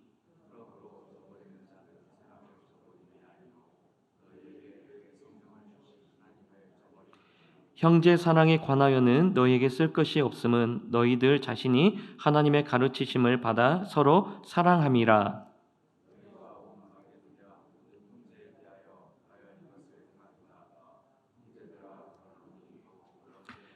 또 너희에게 명한 것 같이 조용히 자기 일을 하고 너희 손으로 일하기를 힘쓰라. 이는 외인에 대하여 단정히 행하고 또한 아무 궁핍함이 없게 하려 함이라. 아멘. 오늘 말씀의 제목은 어떻게 살 것인가라는 제목을 가지고 말씀을 전하도록 하겠습니다. 데살로니가 교회는 바울과 실라, 디모데가 제2차 전도 여행 때 전도해서 세워진 교회였습니다. 바울 일행은 제2차 전도 여행 때 이 데살로니가 지역 가운데 새 안식일, 즉 3주에 걸쳐서 유대인들이 있는 회당에서 성경 말씀을 강론하고 예수 그리스도의 죽음과 부활을 전했습니다. 그 결과로 말미암아 많은 이방인들이 예수님을 믿고 그리스도인이 되었습니다. 이것을 보고 일부 유대인들은 이제 불량배들을 데리고 바울이 머무르는 곳에 찾아가 행패를 부려 바울 일행은 베레아 지역으로 예정보다 일찍 떠나야만 했습니다. 이 내용을 사도행전 17장에 자세히 기록하고 있습니다. 데살로니가 전서는 유대인들의 소동으로 인하여서 일찍 데살로니가를 떠나야 했던 바울 일행이 고린도에 머물 때 데살로니가 교인들을 향하여서 격려하는 차원에서 보낸 편지였습니다. 바울은 데살로니가 교회가 너무나도 염려가 되어서 사랑하는 영적 아들 디모데를 보내었습니다. 그리고 그 교회 사정을 알아오도록 시켰습니다. 데살로니가 지역을 방문하고 돌아온 디모데는 교회의 사정을 바울에게 자세하게 전합니다. 첫 번째로는 데살로니가 교인들은 사도 바울을 사모하고 있습니다. 그리고 사도 바울이 가르쳐준 그 가르침을 잘 지키고 행하고 있습니다. 그리고 무엇보다도 예수 그리스도를 믿으며 고난받게 되어지는 그 환난들을 참으며 하나님을 기쁘시게 하는 신앙생활을 잘하고 있습니다 라고 이렇게 알려주었습니다. 그런가 반면에 또 걱정되는 부분도 알려주었습니다. 예수 그리스도께서 곧 다시 오신다라는 그 기대감에 빠져서 자기의 모든 생업은 다 제쳐놓고 그냥 생업에 힘쓰지 않고 예수님만 오시기를 기다리는 성도들이 많이 있다라고 전했습니다. 그리고 과거의 부도덕한 생활들을 아직까지도 청산하지 않은 많은 그리스도인들이 있다라고 전합니다. 그리고 주님 재림 전에 먼저 죽은 가족들이 혹시 잘못될까 봐 슬퍼하는 그리스도인들이 많다라고 전합니다. 이 좋은 부분들과 걱정되는 부분들을 사도 바울이 그 디모데를 통해서 듣고 그 데살로니가 교인들의 믿음에 감사하면서 격려하는 동시에 또 잘못된 신앙의 오해를 풀어주기 위해서 이 데살로니가 전서를 쓰게 되었습니다. 오늘 데살로니가 전서 4장 전반부 내용을 통하여서 그렇다면 예수님을 믿는 우리 그리스도인들은 어떻게 살아가야 하는가? 이 질문에 오늘 본문을 통해서 세 가지로 우리에게 말을 하고 있습니다. 첫 번째, 예수님을 믿는 우리 그리스도인들은 어떻게 살아가야 할까요? 첫 번째, 음행을 멀리하며 살아가야 합니다. 음행은 데살로니가 교회뿐만 아니라 이방인 교회, 거의 모든 교회들의 문제였습니다. 음행이 무엇입니까? 하나님이 정하신 질서인 결혼 관계에서 벗어난 성욕을, 욕망을 충족하려고 할 때 일어나는 일을 우리는 음행이라고 말을 합니다. 하나님을 알지 못하는 이방인 사회에서 율법 아래 통제 아래 있던 유대인 사회보다 더 광범위하게 음행에 빠져 살아가고 있었습니다. 종교의식의 미명하에 음행이 행해지기도 하였습니다. 그래서 음행이라는 것은 어느 지역에서든 이방인들이 예수님을 믿고 돌이켜 나올 때에 꼭 버려야 할 죄목 가운데 하나였던 것입니다. 그러니까 예수님을 믿고 난 후에 음행을 했던 것이 아니라 바로 예수님을 믿기 전에 음행을 했던 사람들인데, 그럼에도 불구하고 예수님을 믿고 난 이후에 음행의 죄에서 아직까지도 돌이키지 못한 그 일부 교인들이 있었기 때문에 이 데살로니가 교회 가운데 음행의 문제가 대두되었던 것입니다. 이와 같은 문제들이 많은 교회들에게 있었습니다. 로마 교회는 어떠했습니까? 로마서 1장 26절과 27절의 말씀을 보니까 로마 교회도 음행의 문제가 있었습니다. 부끄러운 성욕에 빠져서 남자와 여자끼리는 물론 동성끼리도 부끄러운 짓을 한다고 나옵니다. 고대 문헌 자료를 보니까 고대 로마 제국은 쾌락을 추구하다가 멸망했다라고 평가될 정도로 그만큼 음행이 성행되어졌습니다. 이 로마 교회뿐만 아니라 고린도 교회도 마찬가지였습니다. 그래서 사도 바울은 어떻게 이야기합니까? 그 음행에 빠져 있는 교인들을 다 내쫓아버리고 그들과 교제하지 말 것을 당부하고 있습니다. 이 외에도 갈라디아서, 에베소서, 골로새서를 보면 음행에 대해서 당부하는 말씀이 계속적으로 나오고 있습니다. 거의 모든 이방인 교회에는 음행이 문제가 되어졌던 것입니다. 이것을 통해서 우리에게 주는 교훈은 무엇입니까? 음행이라는 것은 성인 남녀라면 누구든지 넘어갈 수 있는 가능성이 있는 큰 죄이고 문제인 것을 우리에게 알려주고 있습니다. 일반 사람들은 뿐만 아니라 사회의 지도급 인사들도 예외가 아니라는 것입니다. 예수님을 믿는 사람들이 처음부터 작정하고 이와 같은 부정을 저지르는 사람은 한 명도 없을 것입니다. 그럼에도 불구하고 사탄이 역사하면 성인 남녀가 쉽게 넘어갈 수 있는 것이 음행의 죄인 것을 우리는 무서워하면서 두려워하면서 우리는 조심해야 할 것입니다. 그렇다면 우리가 음행에 빠지지 않게 하기 위해서는 어떻게 해야 될까요? 이런 생각을 가지셔야 됩니다. 만약 내가 음행에 빠지면 지옥 간다는 생각으로 우리는 조심해야 할 것입니다. 그렇다면 우리는 음행에서 멀리 빠져나올 수 있을 것입니다. 오늘 데살로니가 교회를 통하여서 우리가 볼 수 있는 것은 어떻게 하면 하나님을 기쁘시게 할 수 있고 우리가 어떻게 살아가야 할 것인가에 대한 질문을 던지고 있는데, 첫 번째로 음행을 멀리해야 된다라는 것입니다. 두 번째로 우리는 어떻게 살아가야 할까요? 9절 말씀을 보니까 바울은 데살로니가 교인들을 향하여서 칭찬하고 있는데 그 칭찬의 내용이 무엇입니까? 형제 사랑하기에 더욱 힘썼다라는 것을 가지고 칭찬을 하고 있습니다. 데살로니가 교인들은 서로 사랑하라는 하나님의 말씀을 가지고 마게도냐의 모든 형제들을 대상으로 사랑하는 일에 열심을 가지고 실천했다라고 이야기를 하고 있습니다. 이 사실을 가지고 사도 바울은 크게 기뻐하면서 지금 데살로니가 교인들을 향해서 칭찬하고 있습니다. 사랑하는 성도 여러분, 우리가 예수님을 믿고 이제 그리스도인이 된 후에 천국 갈 때까지 우리가 어떻게 살아가야 할 것인가, 이 질문에 정답은 딱 한 가지밖에 없습니다. 이것은 무엇이냐면 하나님 나라의 소망을 가지고 나보다 어려운 형제 자매를 도우며 살아가면 되는 것입니다.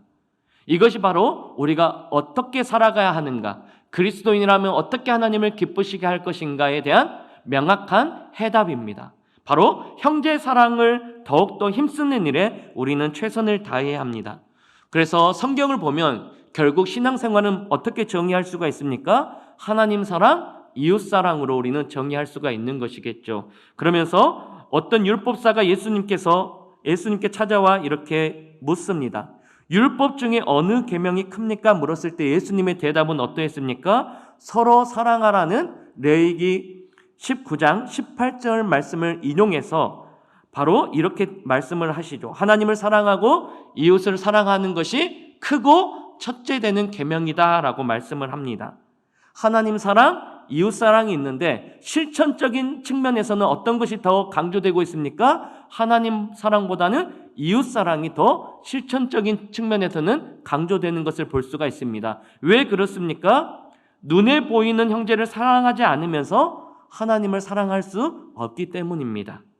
사랑은 고백만으로 부족합니다. 행동으로 보여줘야 합니다. 하나님께 대한 사랑도 고백만으로도 충분하지가 않습니다. 행동으로 보여줘야 합니다. 그래서 신명기서를 보면 하나님께서 이렇게 말씀하시죠. 절기가 되어지면 하나님께 나와 제사를 드릴 때 자원하는 마음으로 함께 무엇을 드릴 것을 이야기합니까? 예물을 드릴 것을 이야기를 합니다. 하나님께서 먹을 것이 없어서 가지고 있는 것이 불충분하셔서 가지고 오라는 것이 아니죠. 우리가 가지고 있는 그 재물, 우리가 소중히 여기는 그 재물을 하나님께 드릴 수 있을 때 비록 재물보다 더 하나님을 사랑할 수 있기 때문에 하나님께서는 그 자원하는 마음뿐만 아니라 예물을 가지고 나오라고 하신 것이었습니다. 이처럼 사랑을 주고받는 데는 예외될 사람은 한 명도 없습니다. 혹시 난 지금 가난하니까 받기는 해도 주지 않아도 돼라고 생각하는 사람이 있다면 그것은 오해일 것입니다. 왜 그렇습니까? 빈부라는 것은 그냥 상대적인 것일 것입니다. 어떤 사람에겐 내가 가난한 사람이 될 것이고 또 어떤 사람에겐 내가 부자가 되는 것이기 때문입니다. 주변에 내 도움을 기다리는 가난한 자들이 항상 곁에 있습니다. 하나님을 섬기기만 하고 이웃을 사랑하는 일에는 제외되는 것은 하나님의 뜻이 아닙니다. 하나님을 섬기는 일에도 최선을 다하고 이웃을 사랑하는 일에도 최선을 다하는 것이 바로 하나님께서 우리에게 뜻하신 뜻일 것입니다. 내 형편에 할 수 있는 만큼 힘껏 사랑하는 것, 이것이 바로 하나님을 기쁘시게 하는 믿음 생활인 줄 믿으시기를 바랍니다. 마지막으로 우리는 어떻게 하면 하나님을 기쁘시게 할 수 있고 어떻게 살아가야 할까요? 세 번째로는 자기 일에 힘쓰는 자가 되어야 합니다. 자기 일에 최선을 다하며 힘쓰는 자가 되어야 하는데 오늘 말씀 11절 말씀을 보니까 이렇게 기록되어져 있습니다. 또 너희에게 명한 것 같이 조용히 자기 일을 하고 너희 손으로 일하기를 힘쓰라 라는 말이 나옵니다. 바울이 열심히 일하고 권면한 이유는 서두에 말했던 것처럼 데살로니가 교회 일부 사람들은 그리스도께서 곧 다시 오시리라는 기대로 생업에 힘쓰지 않고 시간만 보내는 성도들이 있었기 때문입니다. 그래서 사도 바울은 어떻게 이야기합니까? 너희들의 직장으로 너희들의 삶의 일터로 돌아가서 너희들의 일에 힘쓰고 생계 문제로 인하여서 남에게 의지하지 말고 또한 피해를 주지 말 것을 당부하고 있습니다. 오히려 열심히 일해서 너희들의 궁핍함을 면하고 어려운 사람들을 도와줄 것을 지금 권면하고 있는 것입니다. 왜 이와 같이 잘못된 종말론에 빠져서 데살로니가 교인들 가운데 일부 교인들이 이렇게 있었을까요? 데살로니가 전서는 서두에 말했던 것처럼 사도 바울이 2차 전도 여행 때 AD 52년경에 쓰여진 서신입니다. 그런데 예수님께서 승천하신 지 20년밖에 되지 않았습니다. 그렇기 때문에 예수님께서는 제자들에게 곧 다시 오실 것처럼 말하셨기 때문에 지금 그 예수님이 승천한 이후 20년이 지났을 때 많은 성도들은 내일이라도 당장 예수님께서 다시 오실 것처럼 생각했기 때문에 자신들의 어떤 생업과 자신들의 삶에 있어서 최선을 다하기보다는 그냥 빨리 예수님이 오셨으면 좋겠어 라고 그냥 대충대충 살아갔던 모양이었습니다. 이런 모습을 사도 바울은 꾸짖고 자기의 생업에 찾아가서 열심히 살 것을 이야기하고 있습니다. 그런데 이와 같은 신앙생활을 하면서 이것이 어떻게 보면 소망이 되었었을 것입니다. 왜 그렇습니까? 신앙생활을 하면서 많은 박해와 고난 속에서도 하늘나라의 소망을 품고 살아가는 것이 유일한 이들의 위안이 되었기 때문입니다. 이 말씀은 맞지만 우리가 하늘나라의 소망을 바라보면서 자기의 생업을 뒤로 하기보다는 하늘나라의 소망을 가지면서 자기 일에 최선을 다하는 것이 하나님의 뜻인 것을 사도 바울은 지금 지적을 하고 있는 것입니다. 우리도 이 말씀처럼 말세를 살아가는 그리스도인들에게 재림신앙은 꼭 필요합니다. 그러나 우리의 생업을 다 뒤로 하고 우리가 예수님을 기다리는 것은 하나님의 뜻에 어긋난 것이겠죠. 오히려 우리 일에 충실하면서 하나님을 잘 섬기는 일에 최선을 다하면서 주님 오신 날을 기다리는 것이 하나님께서 원하는 우리의 모습일 것입니다. 그러므로 우리는 맡은 자리에서 최선을 다하면서 신앙생활도 잘하는 것이 하나님의 뜻일 것입니다. 말씀을 맺도록 하겠습니다. 사랑하는 성도 여러분들은 지금 어떻게 살아가고 계십니까? 오늘 우리가 읽지는 않았지만 1절 말씀 가운데 사도 바울은 데살로니가 교회 성도들을 향해서 이렇게 권면하고 있습니다. 제가 읽어보겠습니다. 그러므로 형제들아, 우리가 끝으로 주 예수 안에서 너희에게 구하고 권면하노니 너희가 마땅히 어떻게 행하며 하나님을 기쁘시게 할 수 있는지를 우리에게 배웠으니 곧 너희가 행하는 바라 더욱 많이 힘쓰라 라고 말을 합니다. 이 말씀을 우리가 요약해보면 어떻게 하면 하나님을 기쁘시게 할 수 있을까?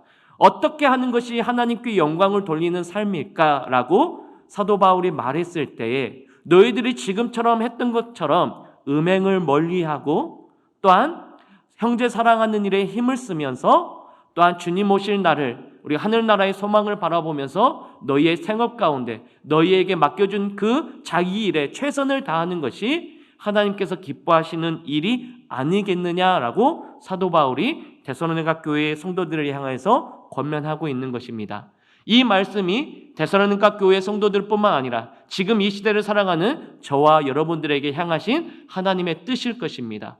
음행을 멀리하시고 형제 사랑을 하는 일에 최선을 다하시면서 내게 주어진 하나님께서 주신 그 시간들을 아끼며 최선을 다하는 삶, 이것이 이 마지막 시대를 살아가는 우리들의 하나님께서 원하시는 모습일 것입니다. 이 은혜가 저와 여러분들에게 있기를 주님의 이름으로 축원합니다. 함께 말씀 보도록 하겠습니다. 오늘 우리에게 주시는 하나님의 말씀은 야고보서 1장 1절부터 4절까지의 말씀입니다. 야고보서 1장 1절부터 4절까지의 말씀입니다. 저와 여러분이 한 절씩 교독하도록 하겠습니다. 제가 먼저 읽습니다. 하나님과 주 예수 그리스도의 종 야고보는 흩어져 있는 12지파에게 문안하노라. 너희가 여러 가지 시험을 당하거든 온전히 기쁘게 여기라. 이는 너희 믿음의 시련이 인내를 만들어내는 줄 너희가 알미라. 인내를 온전히 이루라. 이는 너희로 온전하고 구비하여 조금도 부족함이 없게 하려 함이라. 아멘. 네, 야고보서 1장 1절을 보면은 이 야고보 서신서를 쓴 사람이 누구인지 또 이 서신을 받는 사람이 누구인지 우리에게 알려주고 있습니다. 1절을 보면은 하나님과 주 예수 그리스도의 종 야고보는 흩어져 있는 12지파에게 문안하노라 라고 1장이 1절이 이렇게 쓰여 있습니다. 성경을 보면은 야고보가 몇 명이 등장하시는지 아십니까? 3명이 등장합니다. 첫 번째는 예수님의 12제자 중에 한 사람인 야고보, 그리고 두 번째는 알페오의 아들 야고보, 그리고 세 번째는 예수님의 육신의 형제 야고보. 이렇게 3명의 야고보가 등장합니다. 이 시대적인 상황과 그리고 야고보서 또 사도행전을 살펴보면은 알페오의 아들 야고보는 일단 저자가 아닙니다. 그리고 예수님의 제자 중에 한 사람이었던 세베대의 아들 야고보도 AD 44년에 헤롯에 의해서 순교하였습니다. 그렇다면 야고보서가 이 쓰인 연대가 44년 이전이어야 되는데 성경학자들의 견해는 이보다 더 늦은 시기에 야고보서가 쓰였다라고 이야기하는 견해가 일반적인 견해입니다. 그래서 야고보서는 예수님의 육신의 형제 야고보가 기록한 것이라고 이야기할 수 있습니다. 한 가지 재미있는 사실은 야고보가 1장 1절에 자기 자신을 스스로 소개하면서 어떻게 이야기를 하고 있습니까? 하나님과 예수 그리스도의 종이라고 이야기를 하고 있습니다. 제가 만약에 그 예수님의 육신의 형제였다면은 예수님의 형제 누구누구가 흩어져 있는 12지파에게 문안하노라 라고 그 예수님의 이름을 넣어서 이렇게 기록을 했을 것 같습니다. 사실 많은 사람들이 궁금해하겠죠. 성경에 나와 있지 않는 그 예수님에 대해서 누구보다 더 잘 알고 있는 사람이 야고보일 것입니다. 예수님이 어떠한 성격을 지니셨고 또한 무엇을 즐겨 드셨고 또한 어떠한 사람들을 만나고 사귀었는지 누구보다 잘 알고 있는 사람이 야고보였을 텐데 그는 예수님의 형제 야고보라고 이야기하지 않습니다. 우리는 우리 가족 중에 누구라도 자랑할 만한 사람이 있다면은 어떻게 해서든지 이야기하고 싶어하고 또 어떻게 해서든지 끼워 넣고 싶어 합니다. 이름만 같아도 그렇습니다. 제가 학교 다닐 때 야구 선수 가운데에서 김진웅이라는 야구 선수가 있었습니다. 고교 야구 투수였는데 투수 최우수 상을 받았습니다. 그리고 고졸 우선 지명으로 삼성에 1차로 지명을 받았습니다. 그러니까 굉장히 촉망받는 유망주였죠. 저희 학교에는 야구부가 있었습니다. 그리고 그 김진웅이라는 그 촉망받는 선수와 이름이 같다라는 그 이유만으로도 제가 굉장히 자랑스러웠습니다. 근데 제가 그 김진웅이라는 그 선수를 알았겠습니까? 몰랐습니다. 한 번도 본 적이 없습니다. 그리고 저와 아무런 관계도 없습니다. 단지 저랑 이름이 같다라는 이유만으로 어떻게 해서든지 그 끼워 넣고 싶었고 어떻게 해서든지 이야기하고 싶었습니다. 그러니까 야고보도 이러한 마음이 있지 않았을까라는 이러한 생각과 마음이 있습니다. 그러나 예수님의 형제 야고보는 야고보서 1장 1절에 자기 자신을 어떻게 소개하고 있냐면은 하나님과 예수 그리스도의 종이라고 소개를 하고 있죠. 여러분, 분명한 것은 이 야고보는 예수님의 육신의 형제입니다. 그리고 예루살렘 교회의 기둥 같은 일꾼이었고 또 초대교회 안에서도 많은 영향력으로 존경받는 사람이었습니다. 그럼에도 불구하고 자기 자신이 어떠한 일을 하는 사람인지 또한 어떠한 영향력 아래에 있는 사람인지 이러한 부분을 전혀 강조하고 있지 않습니다. 그보다는 뭐라고 이야기합니까? 내 삶에 주인이 있다라고 이야기를 하고 있는 것이죠.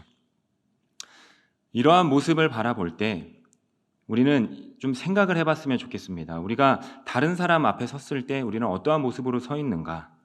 그리고 우리는 어떠한 모습으로 우리를 소개하고 있는가? 다른 사람을 제껴두더라도 하나님 앞에 우리는 어떠한 모습으로 서 있으십니까? 사실 세상은 우리가 무언가 하는 거에 대해서 굉장히 관심이 많습니다.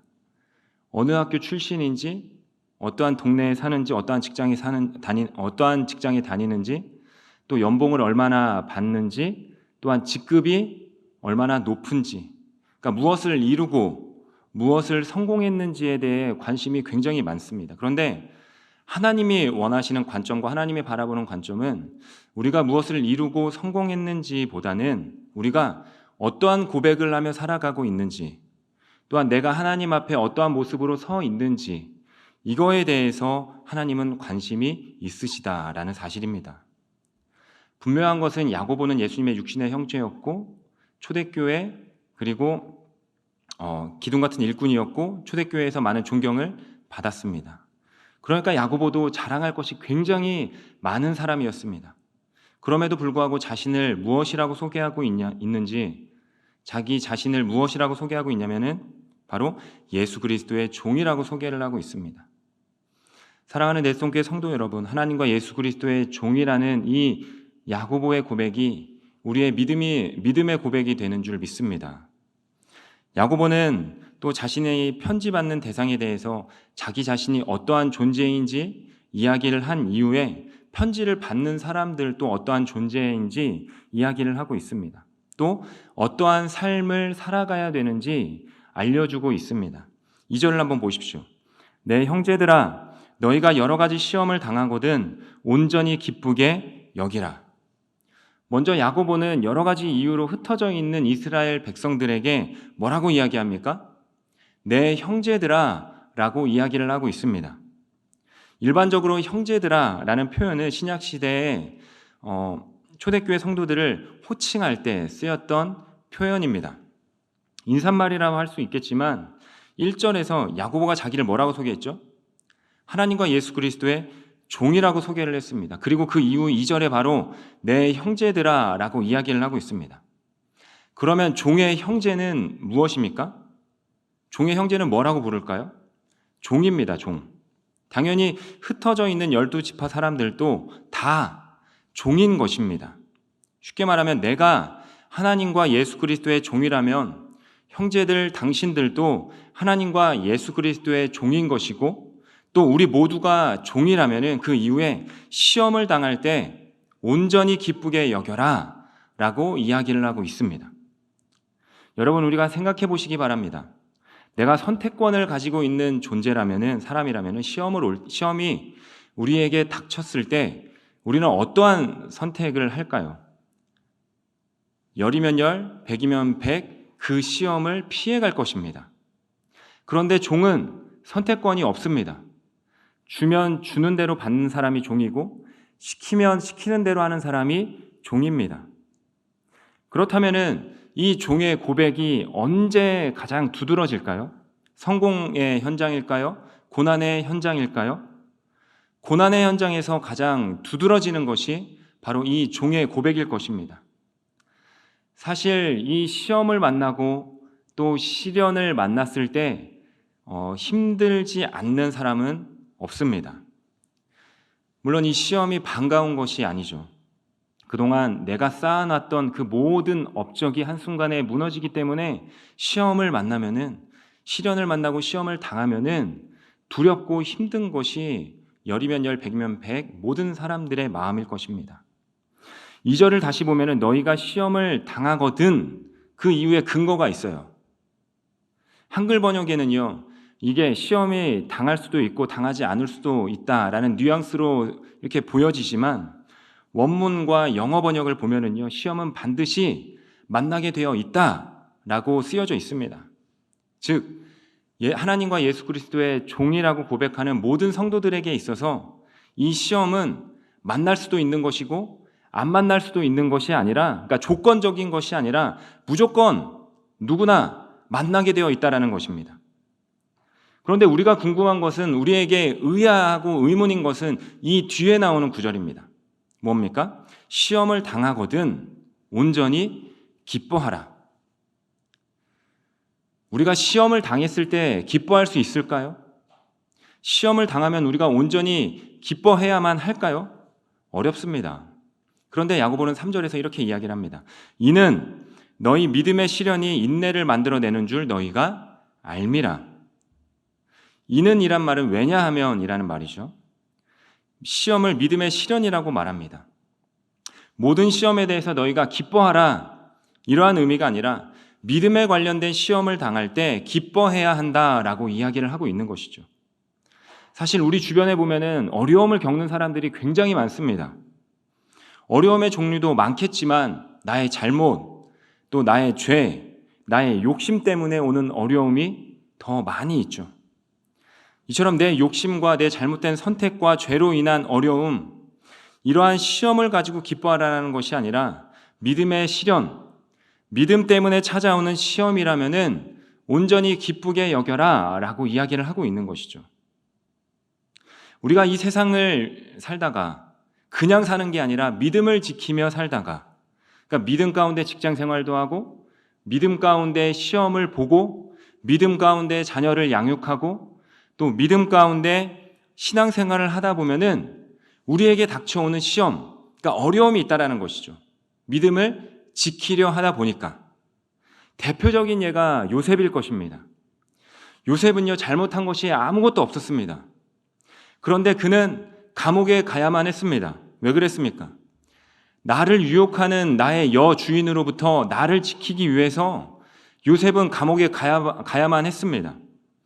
그러니까 이러한 믿음을 지키기 위해서 오는 시련이라면은 기뻐해야 한다라고 야고보는 이야기를 하고 있는 것이죠.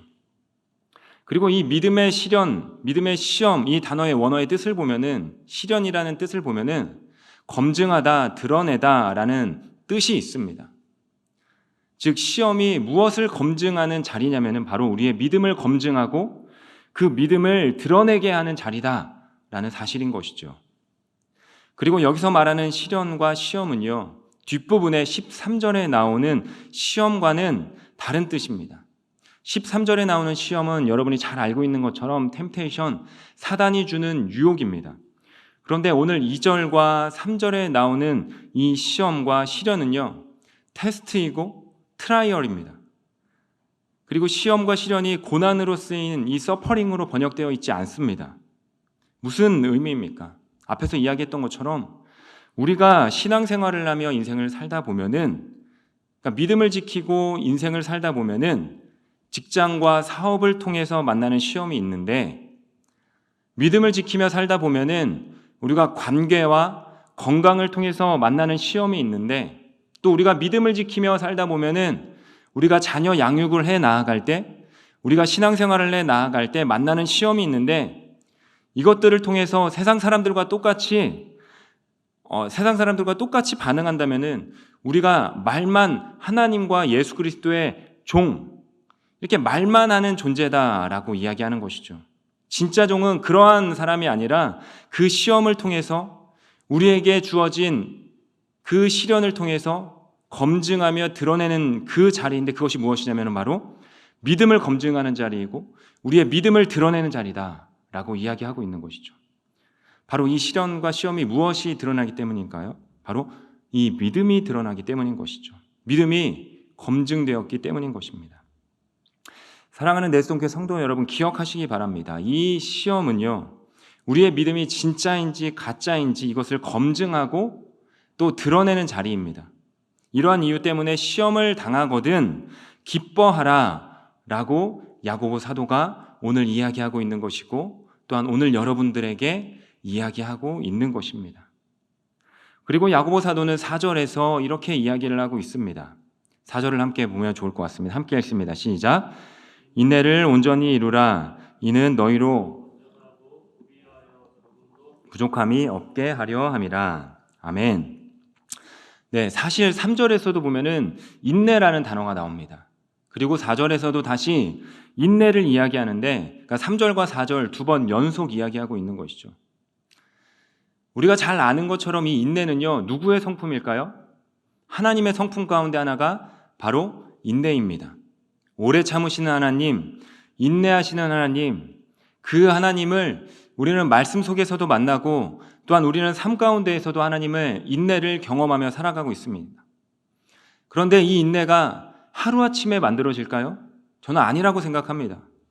왜냐하면 인내를 맺기 위해서는 우리에게 필수로 필요한 필수 조건이 있기 때문이죠. 그것이 무엇이냐면 바로 고난이라는 필수 조건이 있어야지만 우리의 삶 가운데 인내라는 열매를 맺을 수 있는 것입니다. 여러분, 우리가 합격한 날, 성공한 날, 좋은 날, 이런 날 인내한다라고 말합니까? 아니죠. 이러한 날은 그냥 즐기면 됩니다. 그리고 우리도 즐깁니다. 그런데 우리가 언제 인내하냐면은 고난이 있을 때 우리는 인내합니다. 즉, 고난이 찾아왔을 때 고난만 보지 말고 고난을 통해서 하나님의 성품인 인내, 너희 안에 내 안에 이루어질 그 인내를 바라보라 라고 이야기하고 있는 것이죠. 사랑하는 내송교회 성도 여러분, 석탄과 다이아몬드는요, 원소기호가 같습니다. C입니다. C. 탄소가 이제 열과 압력을 어떻게 받느냐에 따라서 석탄이 되는 것이고, 또한 다이아몬드가 됩니다. 그러니까 나무와 식물들이 오랜 세월 동안 땅에 묻혀가지고 압력을 받고 열을 받았을 때 어떠한 것은 석탄이 되는 것이고, 또 어떠한 것은 다이아몬드가 됩니다. 단지 그 차이는 압력의 차이라고 이야기를 합니다. 압력을 적게 받으면 석탄이 되는 것이고, 또 압력을 오랫동안 받으면 그것이 다이아몬드가 됩니다.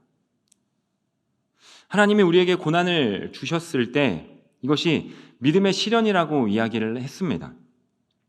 하나님께서 우리에게 시련을 왜 주셨을까요? 석탄처럼 이 시련을 통해서 태워버리려고 이러한 시련을 주셨을까요? 이것이 아니라 그리스도를 닮은 온전한 인내를 만들고 정금보다 더 귀한 다이아몬드를 만들기 위한 그 하나님의 방법인 것입니다. 이것이 하나님이 우리에게 시험을 주시는 목적인 것이죠. 온전하고 구비하여 조금도 부족함이 없게 하기 위해서 1.1획도 틀리지 않는 이 하나님의 말씀이 우리 안에 우리를 통해서 이루어지기를 원하시는 그 하나님의 마음이 그 시험을 통해서 우리에게 전달되고 있는 것입니다. 그러므로 성도는요, 이 믿음의 시련이 찾아오고 믿음의 시련을 만나게 됐을 때 낭망하는 것이 아니라, 절망하는 것이 아니라 그 시험에 매몰되어서 우울한 감정으로 이렇게 쓰러지는 것이 아니라 우리는 기뻐해야 되는 것입니다. 왜냐하면 우리의 소망은 석탄이 아니라 다이아몬드이기 때문인 것이죠. 사도 바울도 로마서 5장에 성도에게 환난이 찾아왔을 때 성도가 가야 될 길에 대하여 설명을 하고 있습니다. 뭐라고 이야기할까요? 우리가 환난 중에도 즐거워하나니 이는 환난은 인내를, 인내는 연단을, 연단은 소망을 이루는 줄 알미라. 사랑하는 내송교회 성도 여러분, 성경에 많은 믿음의 사람을 보시기 원합니다. 하루아침에 그들이 믿음의 사람이 되었습니까? 그렇지 않습니다. 환난 중에서도 즐거워했습니다. 욥을 보십시오. 모든 것들을 빼앗기는 그 시험 가운데에서도 믿음을 지키며 나아갔을 때 갑절의 축복과 갑절의 은혜를 하나님께서는 그에게 허락하셨습니다. 환난 중에서도 즐거워했습니다. 믿음의 시련을 감당했을 때 예수 그리스도를 닮은 온전한 인내를 얻음으로 인내가 연단이 되고 연단이 소망이 되어서 믿음의 사람이 된 것입니다. 여러분에게 찾아오는 그 시련, 시험, 여러분 참고 인내하며 하나님을 바라보시기 소망합니다. 그랬을 때 인내가 연단이 되고 연단이 소망이 되어서 그 믿음의 사람이 되는 줄 믿습니다.